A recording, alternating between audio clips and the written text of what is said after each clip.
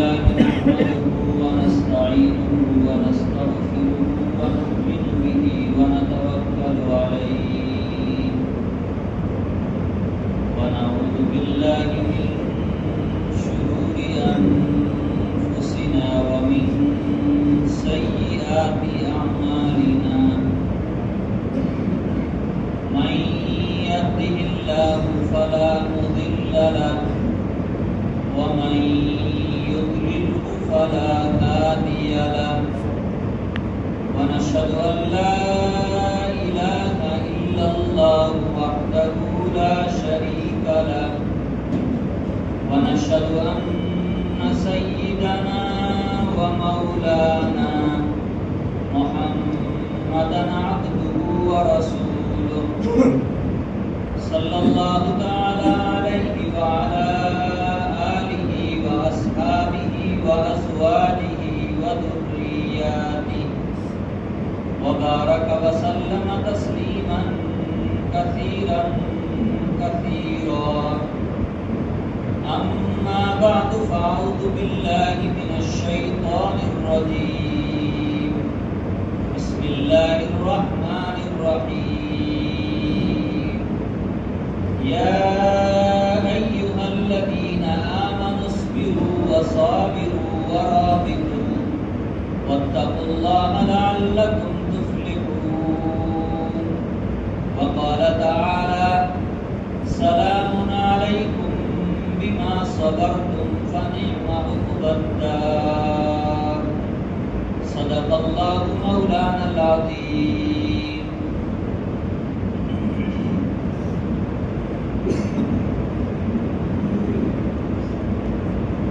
بزرگوں، دینی بھائیوں، اللہ تبارک و تعالی نے اپنے فضل و کرم سے اس سال کا یہ مبارک مہینہ ہم کو اور پوری امت مسلمہ کو اور دنیا کے سارے لوگوں کو عطا فرمایا۔ اس مبارک مہینے کی برکت سے لاکھوں کروڑوں لوگ اللہ تبارک و تعالیٰ کی نافرمانی سے بچے ہوئے ہیں، بہت بڑے بڑے گناہوں سے بچے ہوئے ہیں، اور پورے سال میں بہت سے وہ مسلمان جن کو کسی مجبوری کی وجہ سے یا سستی اور غفلت کی وجہ سے نیک اعمال کی توفیق نہیں ملی تھی، وہ مسلمان بھی اس مبارک مہینے کے اندر نیک اعمال کو انجام دینے کی کوشش کر رہے ہیں۔ اللہ تعالی ہماری ٹوٹی پھوٹی عبادتوں کو اور ہمارے ان چھوٹے چھوٹے اعمال کو اپنی بارگاہ کے اندر قبولیت عطا فرمائے۔ میرے بزرگوں، نوجوان ساتھیوں، پچھلے جمعے سے پہلے والے جمعے کو رمضان المبارک کے اندر کیا کیا اعمال کرنے ہیں، رمضان المبارک کے اندر کیا کیا کام کرنے ہیں، وہ 6-7 موٹے موٹے کام آپ حضرات کے سامنے بیان کیے تھے۔ سب سے پہلا کام یہ بیان کیا تھا کہ اس مبارک مہینے میں اللہ تعالیٰ نے روزوں کو فرض قرار دیا ہے، تو ہر مسلمان کے لیے جو عاقل ہو، بالغ ہو اور بہت سخت بیمار نہ ہو، ایسے مسلمان کے اوپر اس مبارک مہینے کے روزے رکھنا فرض ہے، اور اس کی پوری تفصیل بتلائی تھی کہ اگر بغیر مجبوری کے جان بوجھ کر دنیا کے کسی لالچ میں یا اپنی سستی اور غفلت کی وجہ سے ایک دن کا روزہ بھی قضا کر دیا تو نبی علیہ السلام نے فرمایا زندگی بھر وہ روزے رکھے گا تو بھی اس کے برابر اس کو ثواب نہیں مل سکتا۔ اتنی بڑی اس مبارک مہینے کے روزوں کی فضیلت ہے۔ دوسرا کام قرآن کریم کی تلاوت ہے۔ رمضان المبارک اور قرآن کریم کا آپس میں انتہائی مضبوط رشتہ اور مضبوط تعلق ہے، تو ہم لوگوں کو قرآن کریم کی تلاوت بھی زیادہ سے زیادہ کرنی چاہیے۔ اس کے بعد میں فرض نماز مسلمان پڑھتا ہی ہے۔ رمضان المبارک میں 20 رکعت کی نماز مسلمان کے اوپر سنت ہے، جس کو نماز تراویح کہا جاتا ہے۔ نبی علیہ السلام نے اس کا بھی بڑا ثواب بیان فرمایا ہے۔ چوتھا عمل یہ بتلایا تھا کہ آخری عشرے کے اندر نبی علیہ السلام نے مدنی زندگی میں ہمیشہ اعتکاف فرمایا ہے، اور اعتکاف کا مطلب یہ ہوتا ہے کہ بندہ اللہ کے گھر پر جا کر کے پڑ جاتا ہے کہ جب تک تو میری مغفرت نہیں کرتا تب تک میں یہاں سے اٹھنے والا نہیں ہوں۔ تو اعتکاف اپنے گھر والوں اور امت مسلمہ کی مغفرت کا بہت بڑا ذریعہ اور بہت بڑا وسیلہ ہے۔ یہ کام تو کرنے کے ہیں، اس کے ساتھ ساتھ کچھ کام وہ ہے جو عام دنوں کے اندر بھی کرنا گناہ ہے، ان کو نہیں کرنا چاہیے، لیکن خاص طور سے رمضان المبارک کے اندر ان گناہوں سے خصوصی طور پر بچنے کی کوشش کرنی چاہیے۔ آنکھ کا گناہ ہے، زبان کا گناہ ہے، کان کا گناہ ہے، دل کے اندر گندے خیالات کا، گندی فکروں کا آنا ہے۔ آدمی کو اپنے آپ کو ان چیزوں سے بھی بچانے کی کوشش کرنی چاہیے۔ نبی علیہ السلام کی ایک لمبی حدیث ہے، حضرت سلمان فارسی رضی اللہ تعالیٰ عنہ اس حدیث کو نقل کرتے ہیں۔ اس حدیث کا ایک ٹکڑا ہے، اسی ٹکڑے کی مناسبت سے اور اسی کے تعلق سے قرآن کریم کی 2 آیتیں میں نے آپ حضرات کے سامنے تلاوت کی ہے۔ نبی علیہ السلام نے اس مبارک مہینے کی بہت ساری خصوصیات بیان فرمائی ہیں۔ ان خصوصیات میں سے ایک خصوصیت نبی علیہ السلام نے یہ بیان فرمائی، شہر الصبر، رمضان المبارک کا مہینہ صبر کا مہینہ ہے۔ اس کا مہینہ ہے صبر کا مہینہ ہے۔ صبر کا مفہوم شریعت نے بہت وسیع کر رکھا ہے۔ ہم لوگ یہ سمجھتے ہیں کہ صبر کا مطلب یہ ہے آدمی کے اوپر کوئی مصیبت آ گئی، اس کے گھر میں کسی کا انتقال ہو گیا تو ہم کہتے ہیں صبر کرو، یعنی اللہ کی طرف سے یہ جو مصیبت آئی ہے اس مصیبت کے اوپر جزا فضا مت کرو، واویلا مت کرو، رونا دھونا مت کرو۔ یہ صبر کی ایک قسم ہے۔ یہ کیا ہے؟ صبر کی ایک قسم ہے، ورنہ شریعت کے اندر، اسلام کے اندر 3 چیزوں کے اوپر رکنے کا نام صبر ہے۔ کوئی مصیبت آئے، کوئی پریشانی آئے، کوئی تکلیف آئے، اس تکلیف کو بندہ اللہ کے حوالے کر دے۔ اس کے حوالے کر دے، اللہ کے حوالے کر دے۔ گھر میں کسی کا انتقال ہو گیا تو ہم کہتے ہیں اس کی موت کا وقت مقرر تھا، اس لیے یہ دنیا سے رخصت ہو گیا، تو یہ گویا تقدیر کے الفاظ ہیں۔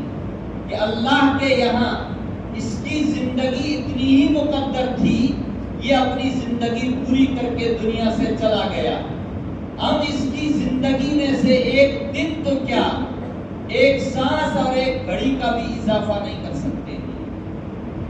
صبر کی ایک قسم یہ بھی ہے۔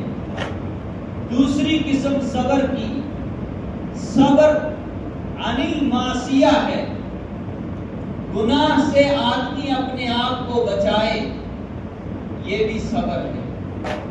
اس سے بچائے، گناہ سے آدمی اپنے آپ کو بچائے، یہ بھی صبر ہے۔ کیسے؟ کوئی موقع ایسا آیا، اسباب سارے مہیا ہیں گناہ کرنے کے، اللہ کی نافرمانی کرنے کے، سارے اسباب اس کے پاس مہیا ہیں، نہ باپ دیکھتا ہے نہ کوئی دوسرا انسان دیکھتا ہے، چوری کرتے ہوئے کوئی نہیں دیکھ رہا ہے، زنا کرتے ہوئے کوئی نہیں دیکھ رہا ہے، جھوٹ بولتے ہوئے موبائل پہ بات کر رہا ہے کوئی نہیں دیکھ رہا ہے، کوئی نہیں سن رہا ہے، لیکن یہ آدمی اللہ کے ڈر کی وجہ سے جھوٹ بولنے سے بھی رک رہا ہے، بدکاری سے بھی رک رہا ہے، چوری سے بھی رک رہا ہے۔ اسلام یہ کہتا ہے یہ بھی صبر کی ایک بہت بڑی قسم ہے۔ کیا ہے؟ صبر کی بہت بڑی قسم ہے۔ جیسے اللہ تعالیٰ نے روزے کے بارے میں بیان فرمایا، الصوم لی وانا اجزی بہ، روزہ بندہ خالص میرے لیے رکھتا ہے اور میں ہی اس کا بدلہ دوں گا۔ خالص میرے لیے کیسے؟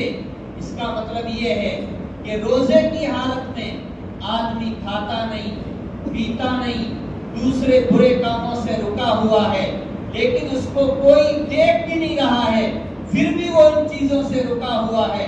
کیوں رکا ہوا ہے؟ اس کو معلوم ہے کہ میرا اللہ مجھے دیکھ رہا ہے، میرا اللہ مجھے دیکھ رہا ہے۔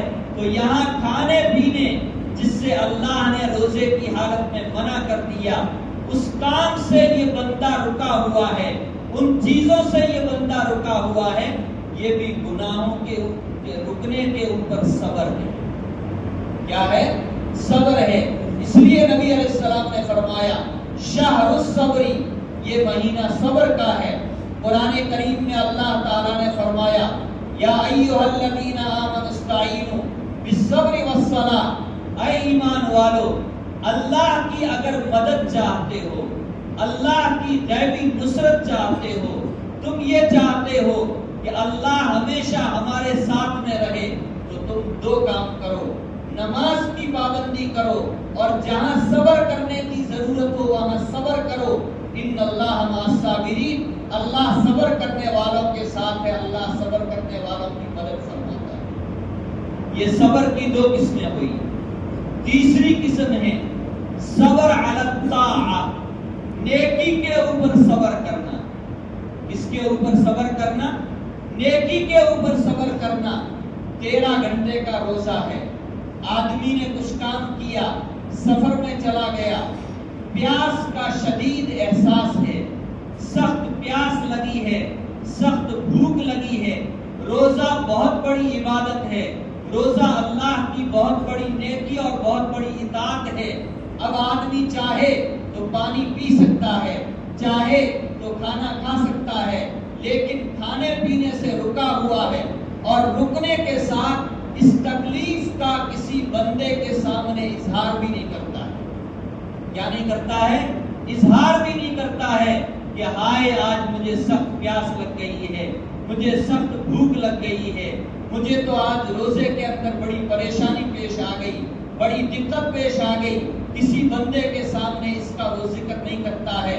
تو یہ روزے کی حالت میں نیکی کے اوپر جو تکلیف آئی ہے، اس تکلیف کے اوپر یہ صبر ہے۔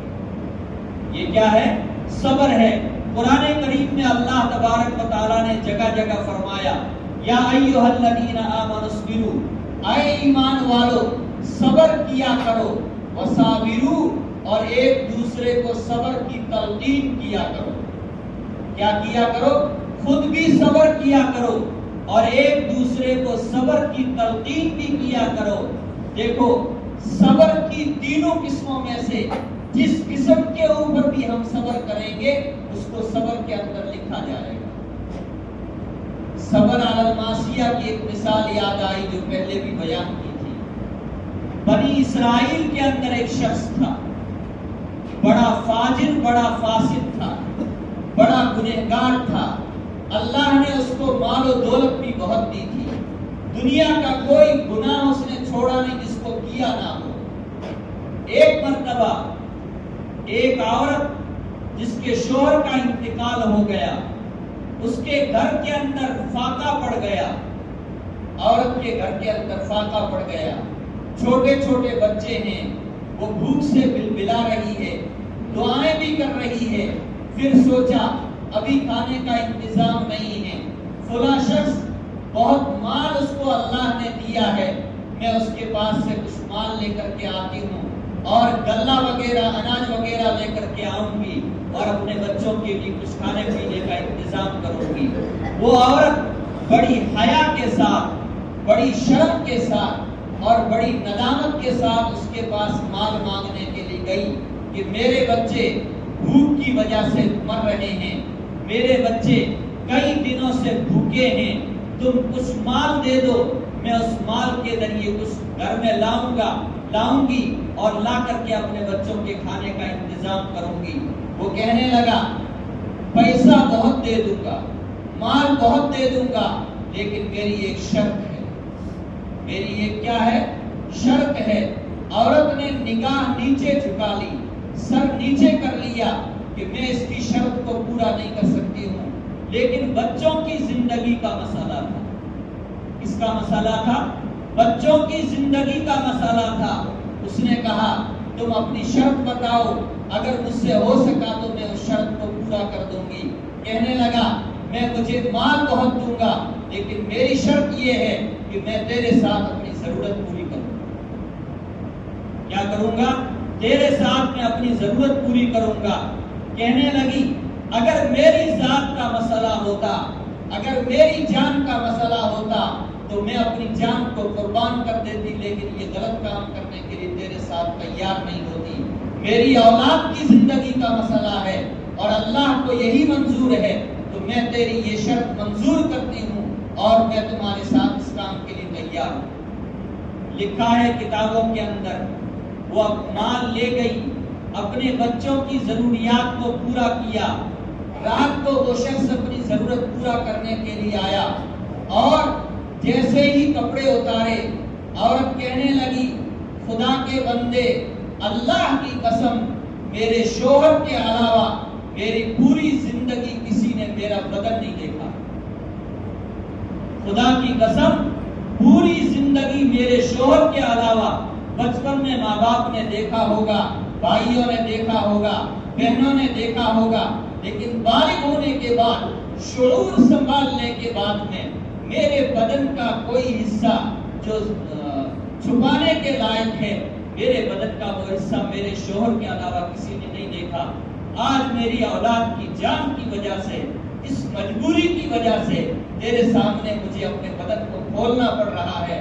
اور وہ عورت کب کپانے لگی اور کہنے لگی اللہ کے واسطے تو اس برے کام کو چھوڑ دے اور مجھے معاف کر دے۔ اللہ نے اس کے دل میں ڈالی، اللہ کو کوئی بہانہ بنانا منظور تھا۔ کتابوں میں لکھا ہے وہ وہاں سے اس عورت کو اسی حال میں چھوڑ کر کے اپنے گھر گیا۔ کہاں گیا؟ گھر گیا۔ گھر جا کر کے سویا۔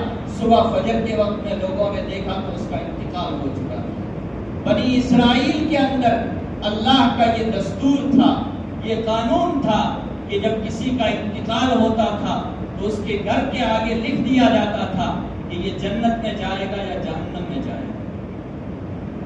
موت کے ساتھ ہی لکھ دیا جاتا تھا کہ یہ جنت میں جائے گا، یہ جہنم میں جائے گا۔ یہ تو نبی علیہ السلام کے طفیل اللہ تعالیٰ نے امت محمدیہ سے یہ چیز اٹھا لی ہے۔ کہتے اس کے گھر کے دروازے کے اوپر لکھا یہ شخص جنت میں چلا گیا۔ کہاں چلا گیا؟